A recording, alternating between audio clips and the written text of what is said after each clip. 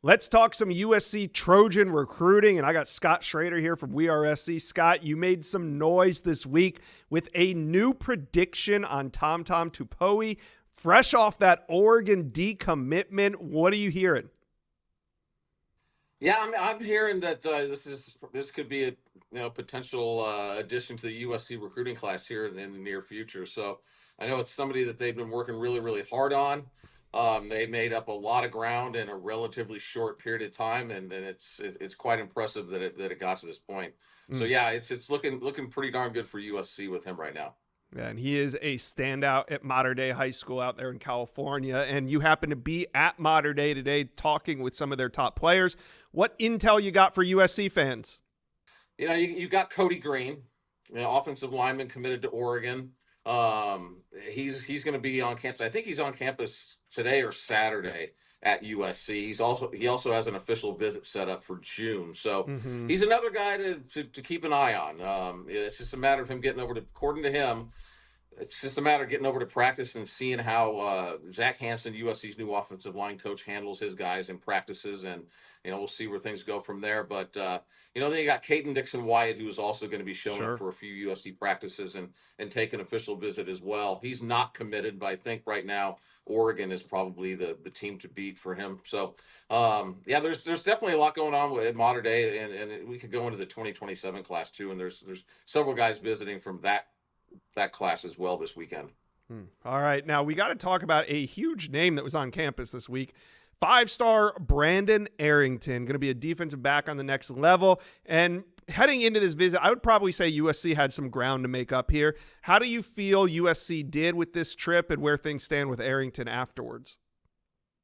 The feeling is after every visit they feel like they've made up ground, and I think that USC is right there right now. I think it's going to come down to there are several guys for a few spots, and they're going after a lot of high profile guys at cornerback right now. None with his athletic ability, his speed, and his length is also pretty darn impressive as well at 6'3". Yeah. So I think that he'll be back again for another spring practice. He's also got an official visit set up, Okay. and he's coming in at the same time as Tom Tupui, Mark Bowman, Talanoa Ely. I think Kinye Pepe is going to be there also at the same time. There might be another one there too. It's going to be a pretty compact group, but a lot of high profile guys, and so I think that a lot's going to be determined in June. Maybe not so much right now with him. Okay. Reading WeAreSC, your site on the On3 network, there was an intriguing name, Kohen Brown, wide receiver out of Texas. He was on campus this week. I get the feeling he could be a Trojan. What's the vibe you get?